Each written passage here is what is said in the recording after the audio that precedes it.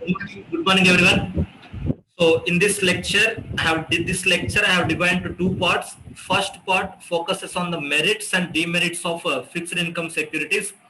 In the first part, I'll be talking about both from the corporate issuer point of view, and also the individual investor point of view. In the second part, I'll focus more on the corporate point of view. So, decision making regarding issue of debt and issue of equity. Right. So, let us go to the discussion. First part, merits and demerits of fixed income securities. So I'll be talking both from the issuer side, corporate issuer side, and also the individual investor side. Okay, right. So issuer, what is the merits of issuing fixed income securities? The fundamental merit or the most important merit is no ownership dilution. No ownership dilution, no loss of control. When we issue more equity to the new people, we may lose the control. But when we issue debt, the debt holders are not the debt holders are not entitled to participate in our decision making. So therefore we'll have freedom to make a decision. Our ownership is retained, our control is retained. That is the point. So therefore the first advantage is that no ownership dilution. And the second point, lower cost of capital.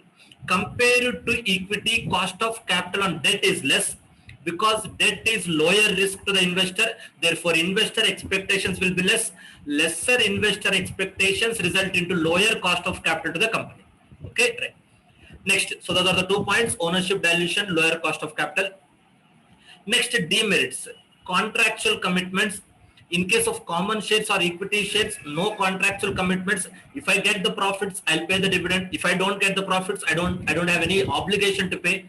But in case of fixed income securities, whether or not I am getting profits, I need to deliver the contractual commitments, that is in the interest, periodical interest, or the redemption amount.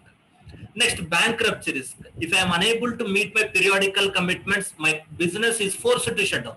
My business is forced to close. That is what the point. Bankruptcy risk. Though theoretically we speak more in favor of the fixed income securities, but in reality, out of my experience, my personal opinion, you may read contrary literature, but according to out of my personal experience, my observation, so theoretically we'll speak more in favor of the fixed income securities, but in reality, fixed income securities has more drawbacks to the corporate issuer than the merits. So therefore, in case of conflict, my personal suggestion is a corporate issuer shall go for the equity, not for the debt. Okay, because the business environment, the present business environment does not support more leverage or more debt. Okay, right. So though theoretically in books we read more in favor of the fixed income securities, lower cost of capital and all those things, but still practically speaking, equity is preferable than the debt. Next, investors. Coming to the investors' view, so fixed income securities will deliver fixed coupon payments and fixed redemption amount. So which they can use to meet their fixed obligations like rental payment, tuition children fees, or housing loan EMI. They can use to fixed receipt. They can use to meet their fixed commitments. And lower risk. Why lower risk? In case of bankruptcy, fixed income holders will have first preference over the corporate assets. In case of bankruptcy, fixed income holders will have first preference over corporate assets. So that is the lower risk. Next, what is the demerits to the investors because of the fixed income securities? First one is no growth potential, because as the income is fixed, I don't have any more income. Whereas in case of equity, as the business grows, my dividend will grow or my capital appreciation will grow. Whereas there is no scope for growth potential. There is less growth potential to the investor in case of fixed income securities. Next, as we told you, no participation in decision making. So therefore, the conclusion is that from the corporate issuer point of view, debt is more dangerous. Equity is safer. From the investor's point of view, for a conservative investor, debt is preferable. Okay, right. So this is about merits and demerits of fixed income securities. And most important point is for the corporate issuer. This is the second part. First part is about both corporate issuer and also the individual investors, merits and demerits. And the second part, purely on the corporate issuer side. So how the corporate issuer can make a decision between issuing equity and between issuing debt, right? So here in the slide, BE stands for business environment, IE stands for investor expectations. If the business environment is stable, how the decision can be taken. If the if the investors expectations are low, how I can make the decision. Similarly, volatile and high. Okay, look at the first cell. Look at the first cell. What is the first cell? Business environment is stable and investors expectations are lower. On one side, business environment is stable. On the other side, investors expectations are lower. Then I can use the debt. Why I am using the debt? To outperform the investor expectations. Understand? So why I am using the debt? To outperform the investor expectations, right? Since the business environment is stable, it supports me to take more debt. Since I am taking more debt, my cost of capital will be less. Overall cost of capital will be less. Since my overall cost of capital will be less, I'll be able to deliver more return on equity, more return to the equity shareholders, which outperforms the investor expectations. Okay, once again, I'll repeat, business environment is stable. It supports taking more debt. Taking more debt results in overall lower cost of capital. Overall lower cost of capital gives more return to the equity shareholders, which will outperform the investor expectations. That is what the point. Next, when the investor expectations are high, still I am using the debt. Still I am using the debt just to meet the investor expectations. In the first case also I am using the debt. Second case also I am using the debt. In the first case I am using the debt to outperform the investor expectations. In the second case I cannot outperform the investor expectations. Already the aspirations of the investors are at all-time high. Therefore I am struggling just to meet the investor expectations. Okay. In both the cases the decision is same, use of more debt, but the outcome is different.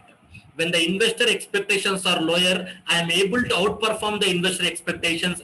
When the investor expectations are high, I am just able to meet the investor expectations. Okay. In both the cases, the decision is same, but the outcome is different. Okay, the decision is same, use of more debt, but the outcome is different. In the first case, I am outperforming the investor expectations. In the second case, I am just meeting the investor expectations. Okay, right. That is when the business environment is stable and the investor expectations are lower. Next, volatile. Forgot about the stable.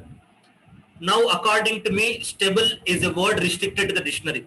Stable business environment or stability is somewhat which is confined to the dictionary. Now you may not see real business world stable because of more uncertain. Not just the pandemic, not just the present pandemic. Even after the pandemic gets set right, even after 2 or 3 years also, nobody can assure that business environment will be stable. Okay, because beyond the pandemic, we have a host of factors. We have 101 factors which is making the business environment very volatile. Geopolitical tensions, climatic issues, domestic political problems, and aging population, demographic issues, too many things. Climate, environment spoiling. There are too many issues. Therefore, even after the pandemic gets set right, still there is no assurance that we'll be seeing a stable business environment. So therefore, according to me, the word stability is now just confined to the dictionary, not the realistic world. So therefore, there is more chances of we are seeing more volatile business environment than stable business environment. So therefore, when the business environment is volatile and the investor expectations are low, obviously I'll use equity. Equity is preferable than debt. Why, sir? Because business environment does not support me to take more and more debt. Business environment is very volatile. When I'm not sure about how much revenues I can bag, how much bottom line I can deliver, so I cannot take more debt. I cannot take more debt. Therefore, I'll use the equity. Sir, if I use the equity, my overall cost of capital increases, sir. I'll deliver less returns. Okay, no doubt we are just meeting the investor expectations. Maybe we are not we may not be able to outperform the investor expectations, but at least we are able to meet the investor expectations if you use less debt. So therefore, this is the corporate mantra now. Now the corporate mantra is deleverage. So convert the debt into equity, issue more equity, take the proceeds and redeem the old debt. Now the corporate mantra is equity, just meet the investor expectations. Right, that's what the point. When the investor expectations are low. But now the present problem is that investor expectations are high. Business environment is very volatile and the investor expectations or aspirations are very high. So they want more luxurious life. They want more comfortable life. They want to spend. Investors are becoming more consumers. They are spending more on consumption. So therefore they want more returns. Their expectations is more. Here, this is where the corporates will struck. On one side, my business does not support you to deliver more returns. On the other side, my investors are putting me more and more pressure on. putting me more and more pressure on the corporates. Therefore, here my sincere advice to all the investors, my dear investors, please reduce your expectations from the corporate. Please give some peace of mind to the corporate decision makers. The environment is very volatile. So if you expect more from the corporates, they cannot take a correct decision. So just to meet your short-term expectations, they are compelled to take short-term decisions, not the decisions which will benefit in the long run. So partially the faulty decision making owes to the investors over expectations. Investors are not having cognizance of the underlying realities of the business. Therefore, my dear investors, business environment is very volatile. Please reduce your expectations on the corporate. Please give peace of mind to the corporate decision maker. They will take the right decision. So therefore, now the junction we are living is this, the third column, third row. Volatile business environment and high investor expectation. Now the corporates are stuck here. Most of the CFOs are stuck here. How can I make a decision? I cannot use more debt because my volatile business environment does not permit. We are living in a VUCA world. Some of you might not have heard about what is VUCA world. I'll tell you. VUCA. VUCA world, VUCA. Volatile, uncertain, complicated, ambiguity. So when we are living in this kind of VUCA world, my environment does not support me to take more on debt. So if I have to use more debt, I am forced to use more debt. If I use more debt, my overall cost of capital will be more. I may be able to deliver less returns, which the investors are not able to satisfy. So therefore, now the corporate decision making is becoming very tough, and we have to make a tight rope. So as an investor, we need to understand the corporates. We need to understand the problems faced by the corporates. So some of the genuine entities, let me tell you frankly, genuine business entities and modified entities both are using crooking in the financial statements. This is my opinion. Genuine business entities and the modified business entities both are crooking their financial statements. The magnitude of crooking may be different. A modified entity's extent of crooking the financial statements may be more or severe, whereas a genuine business entity, the extent of crooking may be less. Why, sir? Why a genuine business entity is resorting to crooking the financial statements? Because of the investor expectations.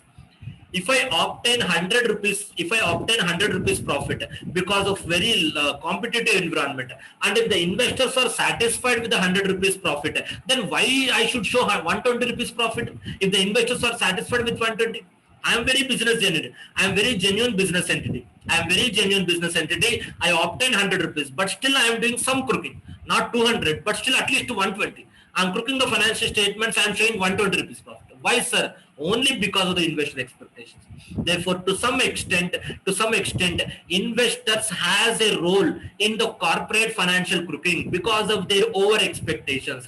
I'm not saying that I'm not always blaming the investors. To some extent, even genuine business entities also, they are resorting to financial crooking to some extent, only because to meet the investor expectations.